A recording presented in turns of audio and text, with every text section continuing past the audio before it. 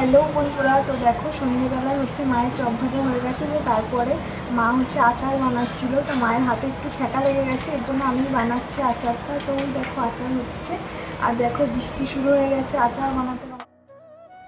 তো বন্ধুরা তোমরা দেখতেই পেলে বাইরে বৃষ্টি পড়ছে আর আমি বানাচ্ছিলাম আচার। তো দেখো আমগুলো কষাচ্ছে ওদিকে, আর এদিকে মশলাটা আমি করে নিলাম, কারণ এই মশলাটা আমটা নামানোর আগে আগে দিতে হবে। আর এদিকে দেখো মামার জন্য খাবার বানিয়ে নিয়ে এসছে, খেয়ে নাকে ওকে রিভিউ জানাতে হবে। তো দেখো এখানেও বানিয়ে নিয়ে এসছে চা, আর নিয়ে এসছে মাছ ভাজা। তো চা দিয়ে কেউ মাছ ভাজা খায় বলো? তো বানিয়ে নিয়ে এসছে, তো দেখো আমি খেলাম, তো ওকে আবার রিভিউ জানালাম, খুব সুন্দর হয়েছে। তো তারপরে ওর আবদার আমার কোলে বসে বসে ও এখন আমের আচারটাকে রান্না করবে। তো তারপরে দেখো জ্বালানি ফুরিয়ে গেছিলো, তো অল্প করে জ্বালানি নিয়ে আসলাম।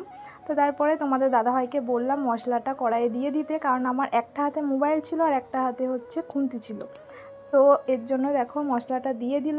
তো তারপরে আমি একটু নাড়াচাড়া করে নিলাম। তো আর এখানে মশলা মৌরি ছিল, ধনে ছিল আর শুকনো লঙ্কা ছিল। তো একটু নাড়াচাড়া করেই নামিয়ে দেব।